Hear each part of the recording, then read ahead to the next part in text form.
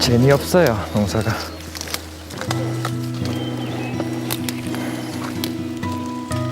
인건비는 비싸고 물가도 많이 오르고 다 올랐는데 이 농산 물값만 안 올랐고 다 농사꾼 핑계만 대고 죽을 지경이에요.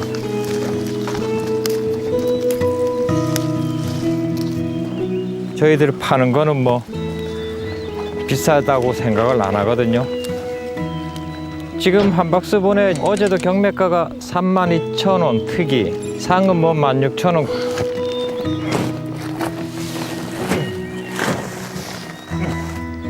이 농민에게 이날 소비자 가격을 알려줬습니다. 여기 보면은 100g당 2,500원.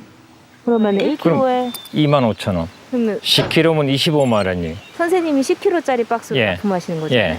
박스까지 11.2kg. 그러면 가격 차이가 엄청난 거예요. 10배. 아니, 그런 데 있으면 좀 소개 좀 시켜주세요. 제가 아주 납품 좀 하게. 진짜 그 정도만 나온다면 전 대통령 하라도 대통령 안 하고 농사 짓겠어요.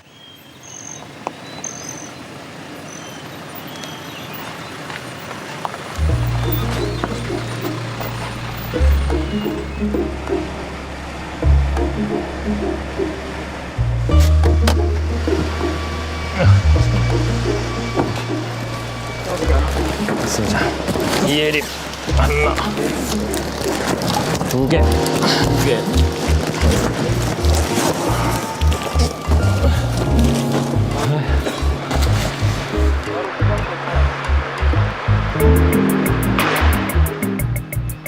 어쩔 수 없이 파는 거지. 뭐 소발에 지잡기 식으로 그냥 혹시나 하고 내는 거죠. 지금 뭐 촬영하는 거요? 저희 KBS에서 나왔는데요. 왜 농산물 값을 가지고 말이야 뭐 올라가니 내려가니 맨 기사들 쓰는 거 기사가 계속 보면 뭐 여기 지금 가격표 봐요. 물가 올라간다고 말이야. 이 행편 없잖아요, 가격표가.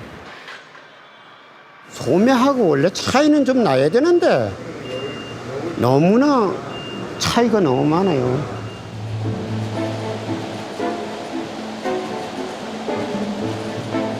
농산물 가격은 올랐다는데 생산지의 반응은 싸늘합니다.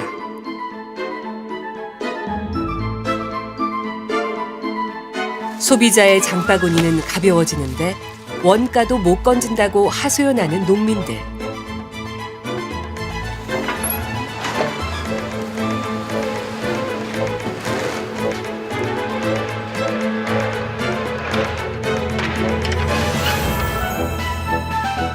농산물이 농민의 손을 떠난 후 어떤 일이 벌어지는 걸까요?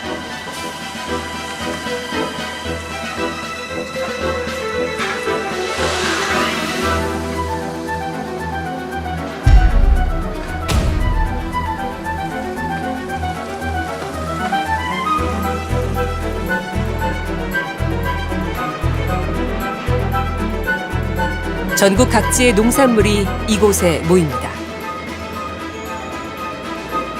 이곳의 경매가는 농산물 가격의 첫 단추입니다.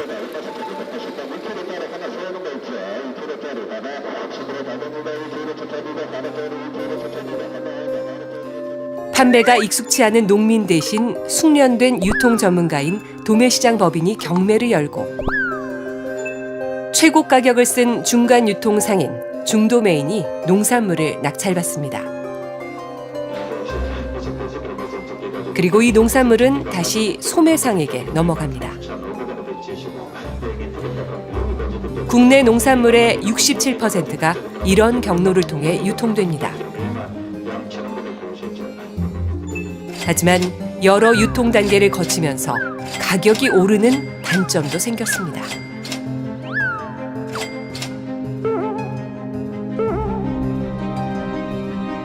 대한민국 유통 과정이 너무 복잡해요. 우리가 못 팔아먹는 거 팔아주니 고맙긴 고맙지. 그런데 가격이 중간 마진이 너무 많이 생겨가지고 사먹는 사람하고 농사 짓는 사람하고 완전 맨날 당하는 거지. 사먹는 사람은 비싸게 사먹어야 되고 우리는 싸게 팔아야 되고 그렇지. 돈 버는 사람은 따로 있고요. 돈 버는 사람은 돈 가진 가락동 회사가 벌겠지.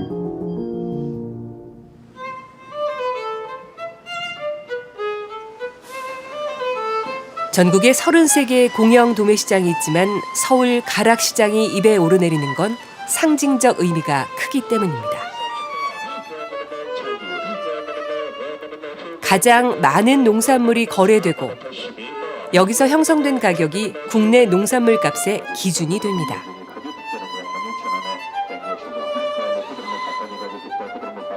그런데 이 가격이 이상하다고 의심하는 농민들이 있습니다.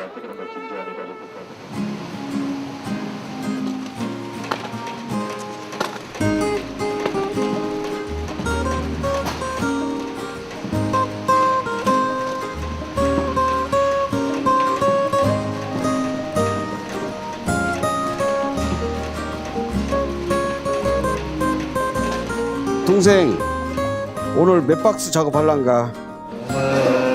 280. 한 260개 정도요? 아 260개?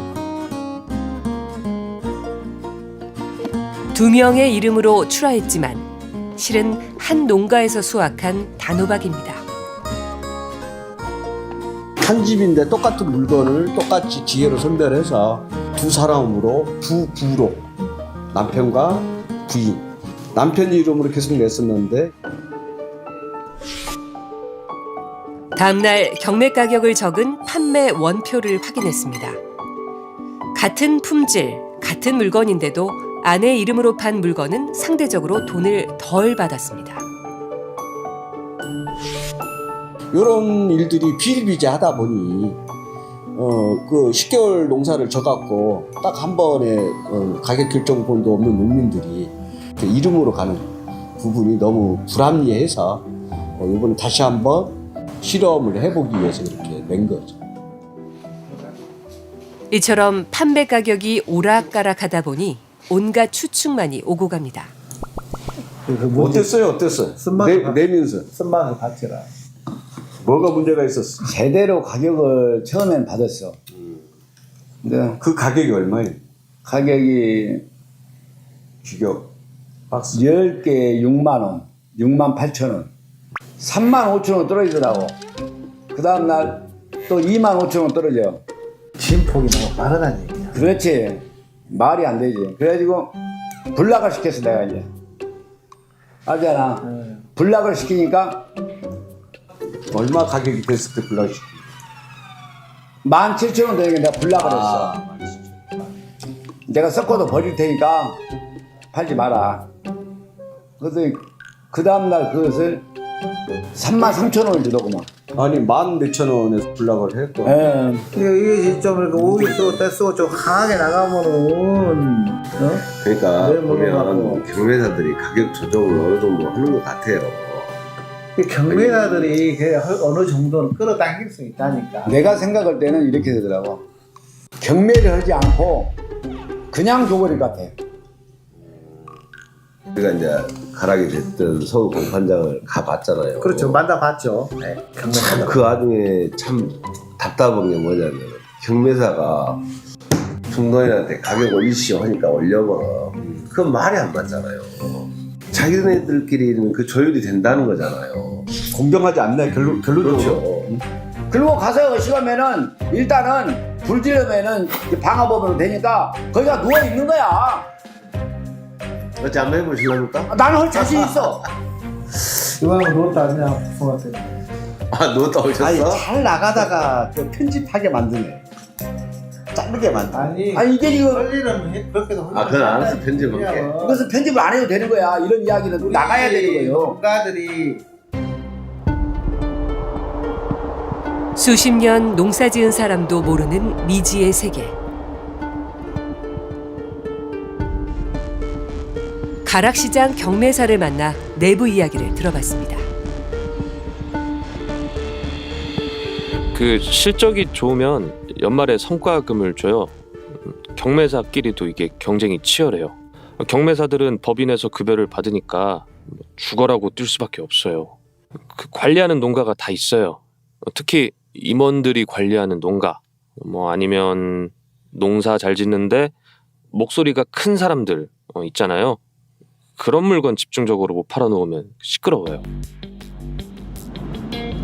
경매사들이 특히 신경을 쓰는 곳은 출하 규모가 큰 농가입니다. 도매시장 법인의 주 수입원은 생산자와 중도매인 양쪽에서 받는 경매 수수료여서 경매에 참여하는 농산물이 많을수록 법인의 수익 또한 늘기 때문입니다.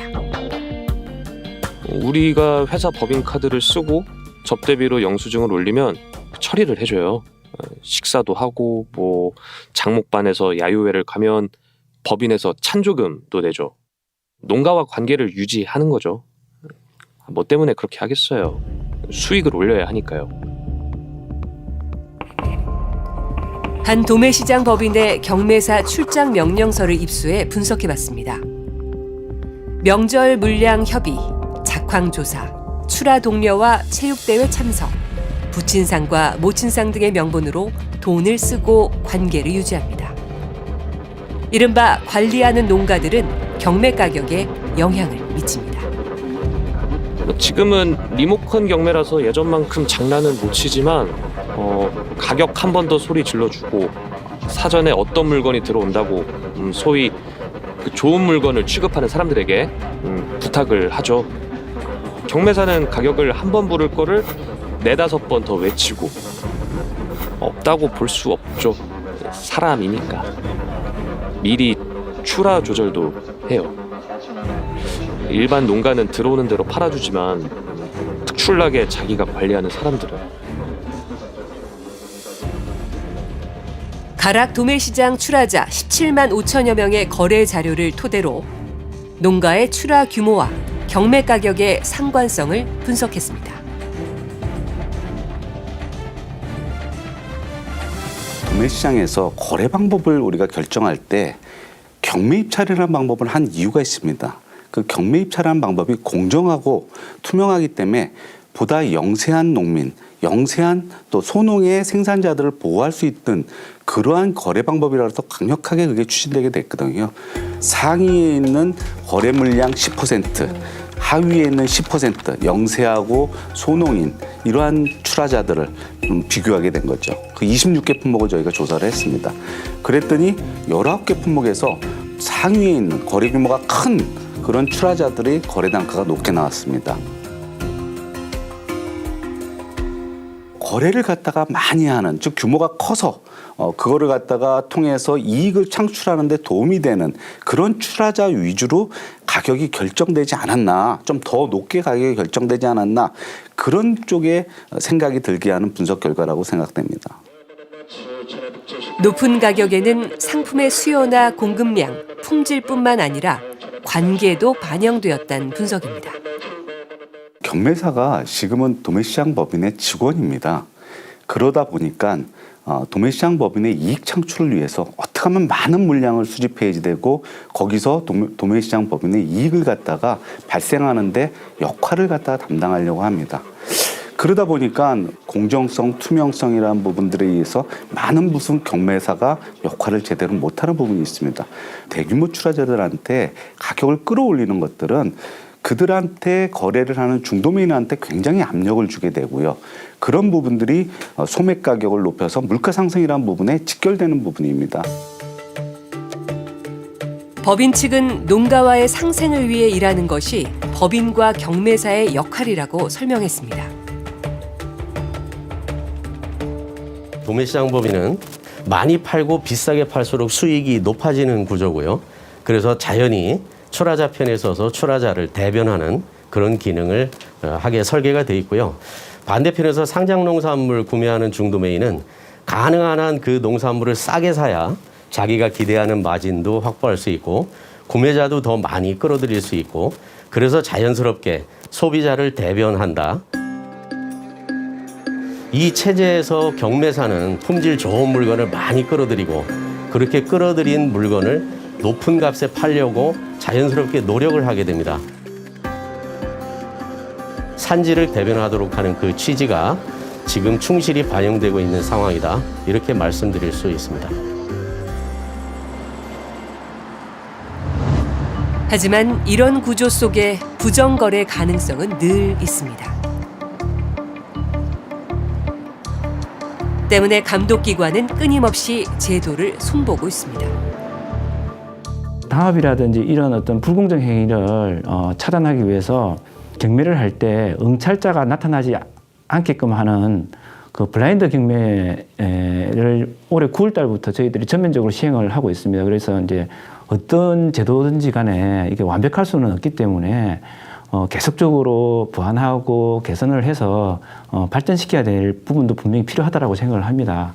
근데 이제 경매자라는 것이 당일 수급 상황에 따라서 이제 가격이 등락이 클 수도 있어요. 그래서 이런 단점을 보완하기 위해서 출하자가 직접 이제 가격이라든지 물량이라든지 이런 것들을 협의해서 결정할 수 있는 정가 수의 매매를 이제 도입을 해서 병행 운영을 하고 있습니다.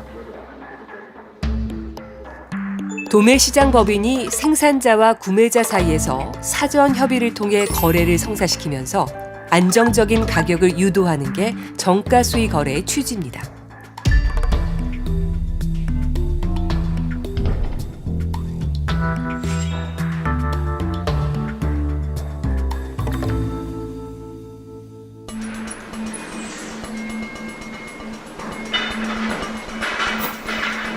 정부는 정가 수의 실적을 법인 평가 지표로 활용하고 도매시장 법인은 해마다 10%가 넘는 물량을 실적으로 보고하고 있습니다. 그런데 실제로 정가 수의 제도는 잘 지켜지고 있을까요? 아이고, 감사합니다. 안녕하세요. 네, 시간 내주셔서 감사해요. 12월 달부터 2년 4월 한 중순까지 한 7, 8번 정도 판매를 하고 있습니다. 적지 않은 양이기는 한데 실제로 그러면 선생님께서 그런 정가 수의 제안을 받아보신 적은 있으세요? 아니요, 저희들은 전혀 없죠.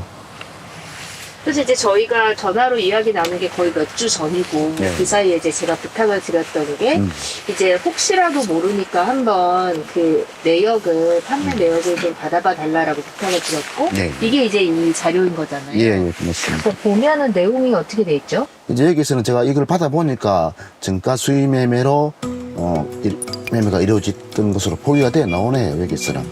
저희들은 막 이걸 이때까지 받아보지 않았기 때문에 내용은 모르고 있을 거예요. 그러면은 전체가 28,000 단인데 이 중에 1,000단 정도는 선생님들 모르는 정가 수위로 거래가 된 거잖아요. 예, 그렇습니다. 그래도 이제 법인에서 먼저 제안을 하는데 조건이 안 맞아서 이루어지지 않는 거예요? 아니면 아예 제안 자체를 받아본 적이 없으세요? 제안 자체를 받아보는 적이 없죠. 지난해 가락시장 도매시장 법인 6곳 중 4곳이 출하자 협상 없이 거래를 진행해 경고 처분을 받았습니다. 정말 정가 수의 매매 취지대로 즉 이제 출하자 분들이 내가 얼마에 팔고 싶다 그 물량하고 가격을 먼저 제시하고 가격 협상을 해야 되는데 그러면 도매법인 입장에서는 사기업인데 최고의 이윤을 창출해야 되잖아요.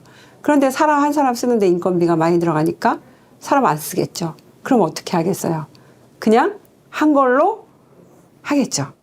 생각해 보세요. 경매는 도매시장 입장에서 물건을 출하자가 갖고 오면 경매사 시켜서 경매해주고 그리고 상장수율만 또박또박 받으면 돼요. 그래서 경매는 도매시장 법인 입장에서는 리스크가 하나도 없어요. 근데 정가 수익매매는 리스크가 생긴다고요. 그렇죠? 그러면 어느 걸 하겠어요? 정부는 거기에다가 또 지원까지 해요. 정가 수익매매라고. 그러니까 실적을 보여야 되잖아요. 그러니까 이제 편법이 생겨요. 특히 수산물은 더해요. 심각합니다. 거의 대부분이 산지 위판장에서 경매가 된 거를 중도매인이나 이런 사람이 사갖고 와요. 그럼 내 물건을 내가 사왔으면 팔면 되잖아요. 근데 그걸 다시 경매를 하라고 그래. 그러니까 형식적인 경매는 물건 앞에다 놓고 내 물건 내가 다시 사는 거야. 그리고 수수료를 떼어줘야 돼. 4%를. 도대체 아까 말한 이런 독점 수탁권 때문에 불필요한 유통비용이 추가가 되고 그건 누구 비용이 되겠어? 소비자 몫으로 가는 거 아니에요.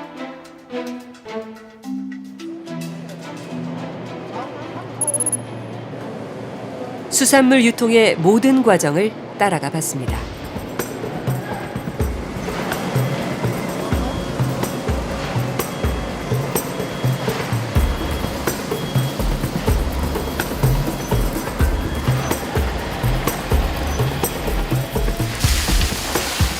이날은 고등어가 많이 잡혔습니다.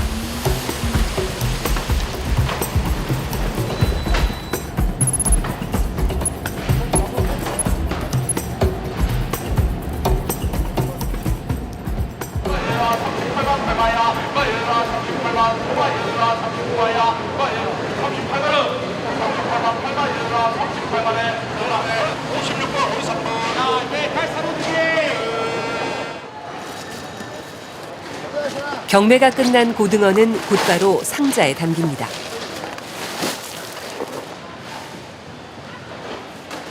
선도가 일단 제일 중요하니까 바로 작업에 얼음을 병장 얼음을 다 채가 선도 유지를 합니다. 그래가지고 바로바로 나갑니다. 전체로. 여기서 선포장 작업을 하시는 이유는 가게 가서 바로 팔리도록 하려고 다. 그렇죠. 여기서 작업을 해서 상품이 다음에 손볼 것 없이 바로 할 수 있도록 그래 작업을 다 하고. 얼음이 채워진 이 생선 박스들. 이미 거래처는 정해져 있습니다. 서울에 이제 중매인들이 우리가 그쪽으로 보내는 건 또 하나 이유가 그분들이 또 납품 들어가는 데가 있거든. 그분들은 물건을 갖다 처리를 갖다가 할 수 있으니까. 근데 서울에 그 법인에 바로 넣으면 그거는 근데 납품할 데가 없단 말이야. 그냥 되는 대로 파는 거야. 그냥. 책임감이 없지. 도매법인에 직접 보내는 것보다는 중매인이 보내는 게 좀 더 많아요? 그건 많죠. 네, 더 많죠. 훨씬 많죠. 중매인들한테 보는 거.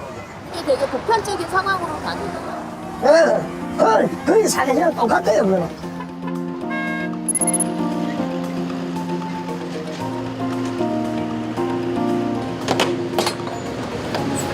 이렇게 해가지고 서로 올라가면 되거든.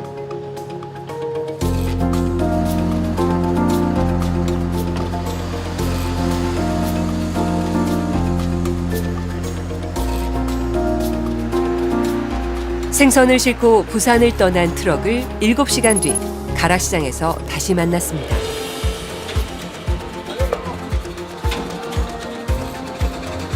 지게차에 옮겨지는 생선 박스.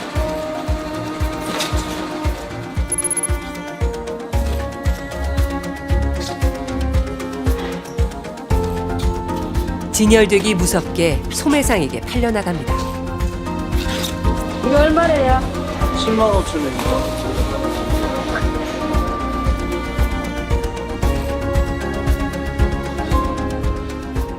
중도매인들이 수집을 해서 형식적으로 법인의 경매를 올려주는 겁니다. 제가 와서 보니까 2차 경매 말씀도 하셨지만 오자마자 또 바로 팔리는 것 같긴 하거든요. 네, 거의 대부분 그냥 다 팔리고 법인에 내가 물건을 이만큼 팔았다라고 상장 수수료를 줍니다. 그러니까 이제 판매는 바로 됩니다, 그냥. 4%라는 프로테이지가 들어가니까 거래 비용이 올라가는 거죠. 그래서 소비자가로 전가시킬 수밖에 없는 거예요.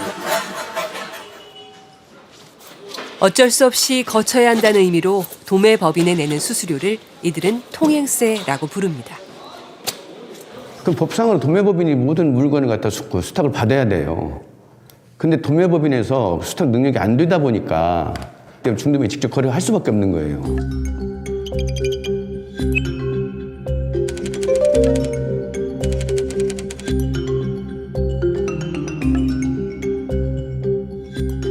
자기네가 가져온 것처럼 서류를 꾸밀 수밖에 없죠.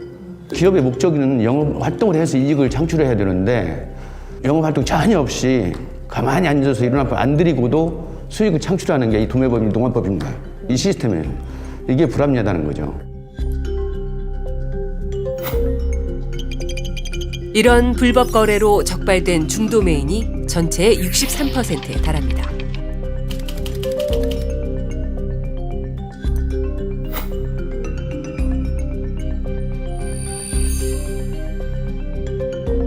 도매시장 법인은 해당 중도매인들의 사익 추구 행위라며 유통거래 과정에서 다소 미흡한 부분이 있을 수는 있겠지만 법인의 역할을 매도하는 건 말도 안 된다고 해명했습니다.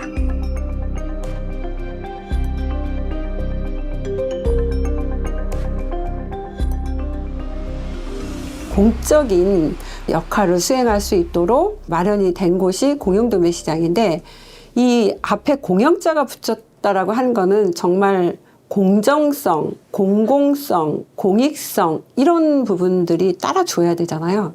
공영도매시장은 공정하게 경쟁을 해야 되는데 지금 현재 경쟁 체제라는 게 전혀 없습니다.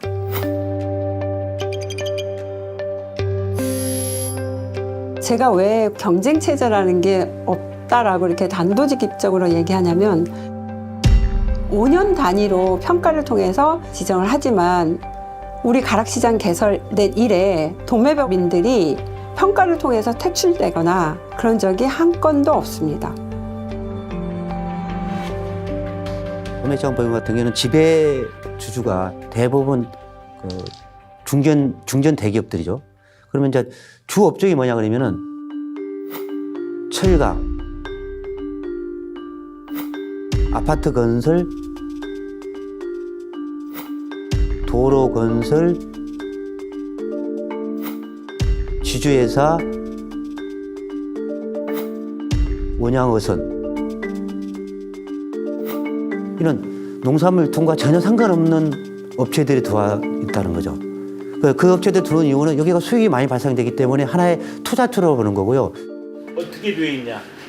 합의 장려금 지급 규정에 의하여 매월 지급할 수 있다.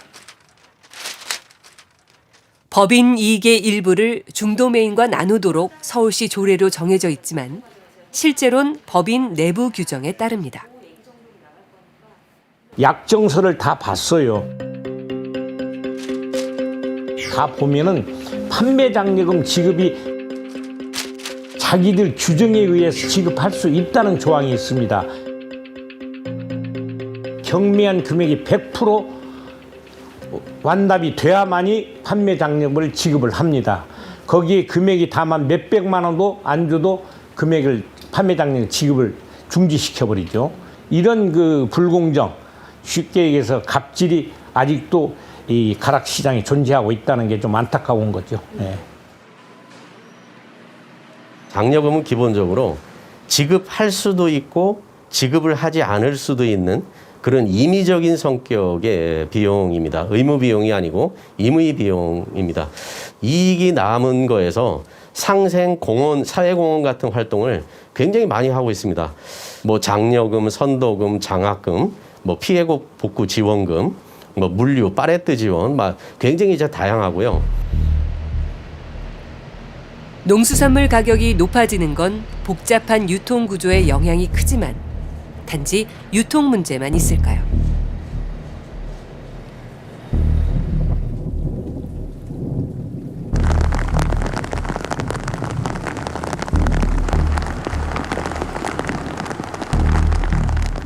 아이고, 이 정도 물 취해야 된다 이거.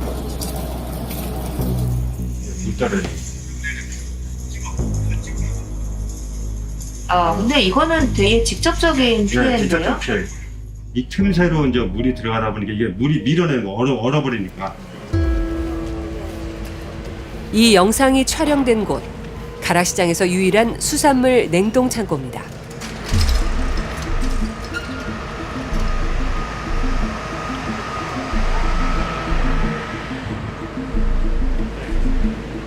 연태, 오징어, 고등어, 생선류는 거의 다 포함한다.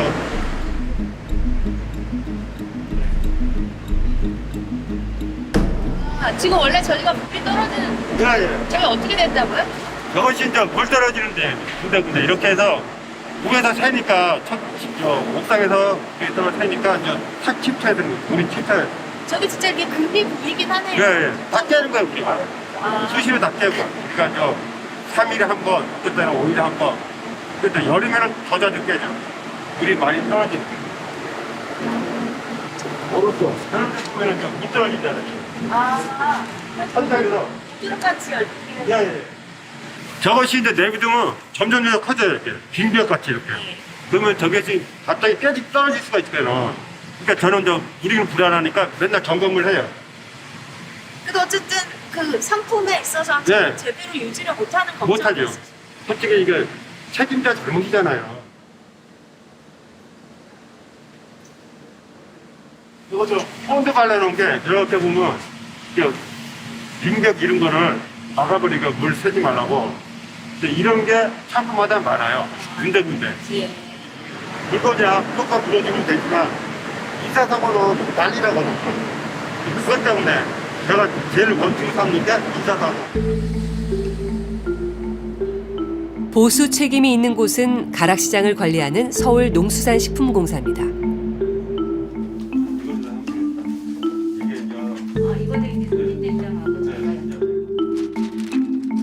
건물 노후에 따른 균열, 누수 피해가 계속되지만 현대화 사업 추진으로 어렵다는 입장을 10년째 반복하고 있습니다. 답답하죠. 그러니까 95년도에 그때 개보수 한번 냉동기 개보수 한번 해주고 그 뒤로는 저희도 보다시피 공문을 저희는 수차례 이렇게 보냈어요. 그럼 저희의 답변에는 요거밖에 답변이 안 오는 거예요. 또 현대화 사업으로 예산 부족으로 안 된다. 저희는 어찌하라고요. 이 창고를 이용하는 영세 상인들이 우선 피해를 봅니다. 천장에서 성에가 엄청 내리거든요. 물건이 전절 상처가 와요. 너무나 속이 많이 차가지고. 그래서 심각해요. 변질된다는 게 구체적으로 어떤 식으로 피해를 입으시는 거예요? 실질적으로 사람이 먹는 거잖아요, 실질적으로. 그런데 녹았다 얼었다 하면 그게 반복이 되면 색깔이 일단 먼저 가고요. 그리고 냄새가 나요. 그렇게 되면 판매를 하지 못하겠죠. 그러니까 그게 제일 문제예요. 지금 이게 저희는 모르고 상자 안에 있기 때문에 모르고 판매를 했는데 그게 이제 나가서 식당들에서 이제 반품이 들어오고 냄새가 난다 그러고 다 그게 문제가 되는 거죠, 뭐 솔직히. 유통기한 아직 한참 남았는데. 그러나 무엇보다 가장 큰 피해를 보는 건 소비자입니다. 전력이 오래다 보니까 많이 들어가겠죠. 그러다 보면 여기서도 창고비를 안 올릴 수가 없고 저희가 돈이 그만큼 많이 들어가면 누구한테 가겠어요? 우리한테 물건을 구매하시는 분들한테도 금액이 또 청구가 되겠죠. 계속 악순환이 되는 거겠죠, 뭐 솔직히.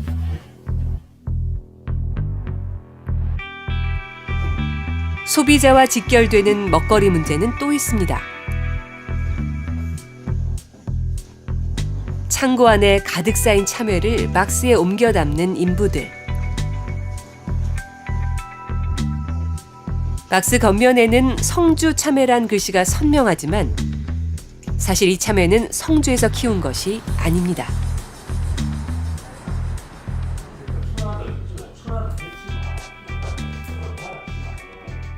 대구하고 인접한 달성군이라는 데가 있습니다. 예, 달성군에서 이제 생산한 참외를 이제 성주 참외와 혼합을 해서 성주군 참외로 출하를 했는 사례가 되겠죠. 검찰의 기소 의견으로 모두 송치를 한 상태입니다. 규모나 이번에 적발된 그 물량이나 이건 어느 정도 돼요? 위반 기간은 뭐 한 최소 한 1년부터 많게는 뭐 한 5년, 서울이라든가 대구 이런 뭐 도매시장에 약 한 1,000톤, 약 한 32억 원 상당을 뭐 유통을 했습니다. 겹겹이 쌓여 있는 박스들도 그럴듯하게 꾸민 가짜입니다. 대부분 근데 어디서 구해 오는 것이 아니고 자기가 이제 포장재 제작 업체에 의뢰를 해서 본인들이 다 제작을 합니다. 명성 이게 어떻게 보면 상당히 크게 좌우를 하는 거죠. 청주 참외 먹을래? 아니면은 뭐 고령이란데 고령 참외 먹을래? 그러면 사람들이 고령에도 어떻게 보면 참외가 나오나? 이렇게 생각을 하잖아요. 그죠? 그러면은 똑같은 가격이라도 아니면 조금 더 비싸더라도 그러면 우리가 신뢰성이 있으니까 뭐 그런 걸 사지 않습니까? 그죠? 서울 가락시장에 유통된 물량은 확인된 것만 166톤, 대략 16,000여 박스입니다. 대부분의 상인이 알아채지 못하지만 알면서 사고 파는 사람도 있습니다.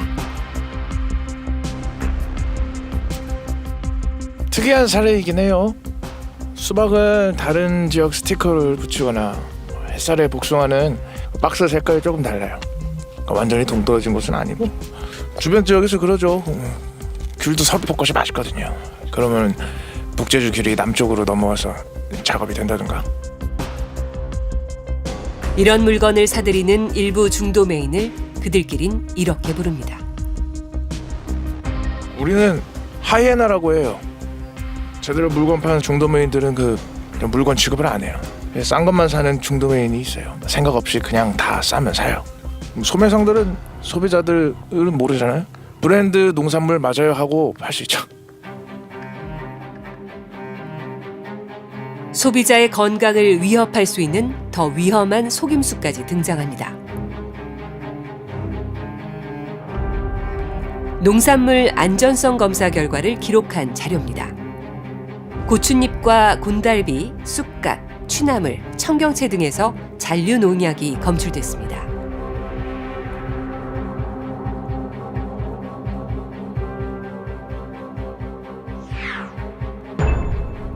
해당 상품은 즉시 폐기되고 해당 생산자는 일정 기간 출하가 금지됩니다. 이때 생산자의 이름을 바꿔 납품하는 수법이 등장합니다. 이런 일이 가능한 건 안전성 검사 비율이 전체 반입 농산물의 0.09%, 1000분의 1도 안 되기 때문입니다. 딴 사람 이름으로 조카나 뭐 그런 사람 이름으로 들어오면 그대로 다 들어와요. 그분들이. 그분 예를 들어서 김팔동이다 했으면 내리면 김동대로 들어오는 거지. 그렇게 해서 다 들어와요. 우리 기자님 같은 경우는 3개월 동안 지어가지고 그걸 다 폐쇄시키겠어요. 폐쇄 안 시키지. 어떻게 하든지 갖고 오지. 그러면 이제 그걸 이제 여기서 이제 검사를 해가지고 걸리면 이제 또 여기서 폐쇄시키는 거고, 그걸 안 하면 그냥 그대로 파는 거고 그러는 거.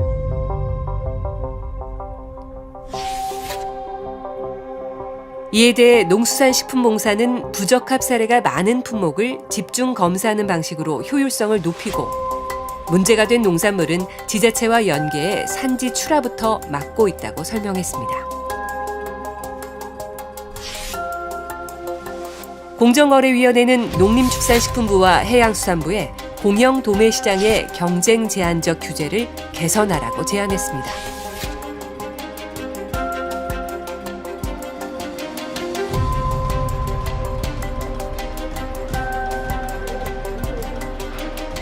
전국 11개 중앙 도매시장은 이 소수의 도매시장 법인들이 이 장기간 독과점 체제를 유지하고 있습니다.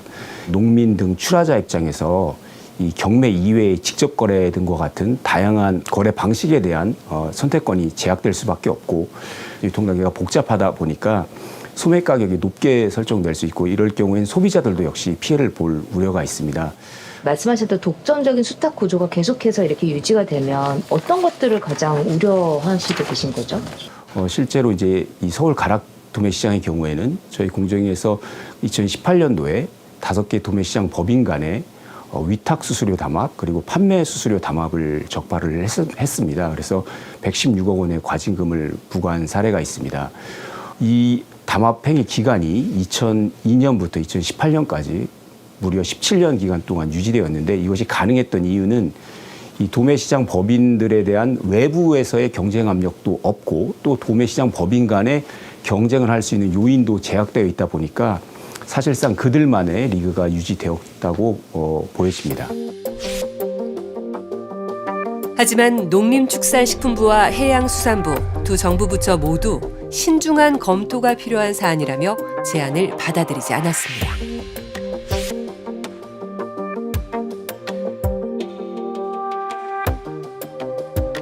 소극적인 행정을 하는 거죠.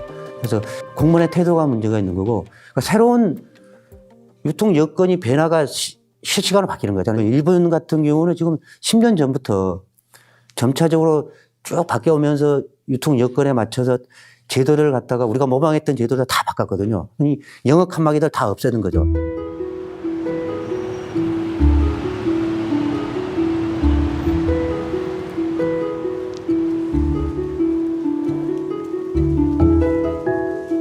価格を見て、あと品物の大きさとか、そういうなんか綺麗なのか汚いのかとかそういうのを見て判断して、カゴに入れてもらえると思います。はい。やっぱりお客さんのためにやっぱりその他ではね2500円とかで売ってるものがあったとしても、うちはやっぱり1980円とかこのぐらいの値段で売れるような感じで。 가격이 곧 영업 무기인 이상점. 가격을 미리 협상해 물건을 받습니다. ヨドバシ市場がそこにあるんで、相手手法で仕入れてます、うちは。で、15年自分も勤めてますけど、競りはやったことなくて。いいな、やっぱ達夫さんちのキャベツは。そうですね。ね、これは本当にいいと思うよね。 이 젊은 농부는 아예 시장을 거치지 않고 마트 여러 곳과 직접 계약을 했습니다. 市場だとやっぱり値段の上下っていうのがありますんで、まあ不安定な収入になってきてしまう。で、契約栽培だとある程度決まった金額が表示提示されますんで、その値段で安定した収入を得て、若い人ほど契約栽培は多くて。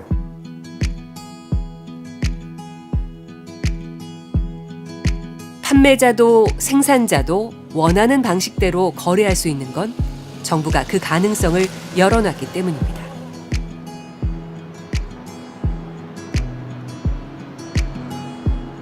生鮮食料品の流通経路が多様化して卸売市場を通らないさまざまな流通経路がある中でですね、卸売市場についてもそれぞれ創意工夫を使ってですね、市場ごとにより良い形で取引をやってもらおうというそういうことでですね、法改正がありました。それは一つは競りまたは入札による取引の方法、または相対による取引の方法のいずれかということに、あるいはそれ以外の方法でもいいんですけれども、特に取引の方法についてですね、国がこうでなければならないということはないです。 점유율이 낮아지긴 했지만 일본 역시 공영 도매 시장을 통한 거래가 여전히 주류입니다.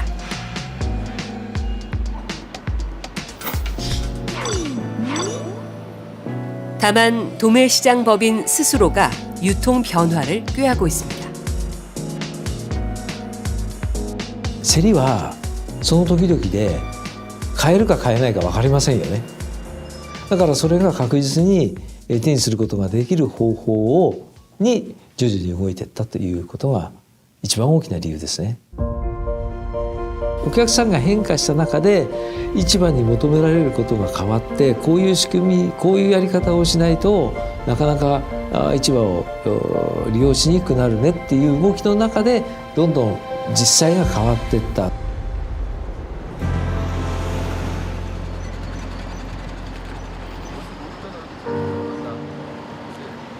가락 도매 시장에서 오래 일했던 한 고위 임원을 어렵게 만났습니다. 목소리가 이렇게 나오는 거를 원하진 않지. 시간을 내주셔서 너무 감사합니다. 한 번은 마트 가서 과일 가격표 보니까 15,000원이에요. 도매시장 가격 대충 아는데 경매 가격이 7,000원인데요. 소비자도 그렇지만 농민들도 내가 정작 마트 가서 사 먹으려고 그러면 속이 안 상하겠어요? 그런 항의가 많아요. 도매시장도 경매도 장점이 있어요. 그래도 어떤 관행은 없어져야 돼. 좀 더 다가가는 모습을 보여줘야 돼요.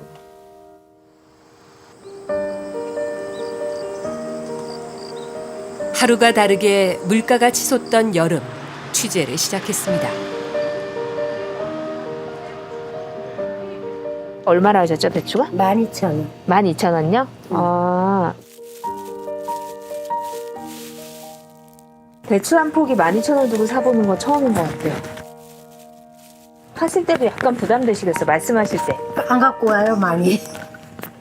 못 갖고 와. 너무 비싸니까.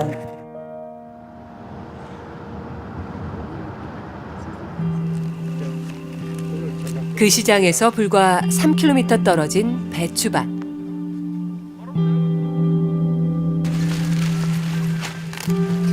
이날 새벽 농민은 포기당 2,500원을 받고 서울 가락시장에 배추를 팔았습니다.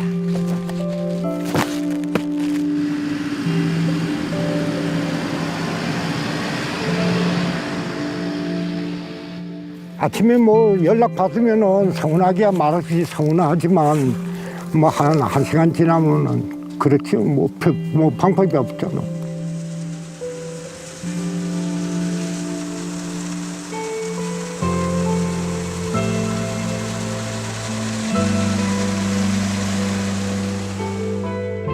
계절이 바뀌고 연말이 됐습니다.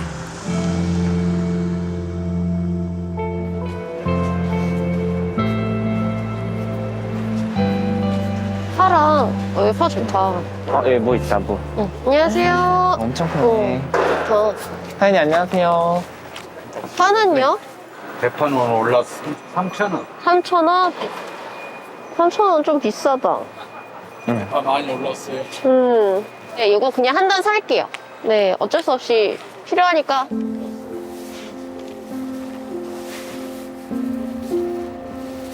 여전히 파는 사람도 사는 사람도 만족스럽지 않은 고물가가 계속되고 있습니다.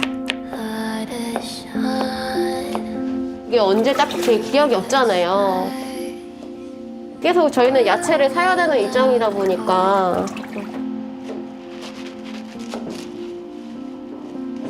물가가 오르면 오를수록 저희는 너무 힘들어요. 언제까지 이럴지 모르겠으니까 그런 부분이 굉장히 답답하죠.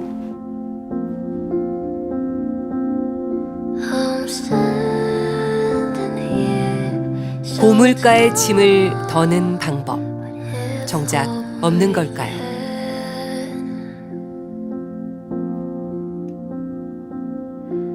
내년에도 이런 고민을 계속하게 될까요?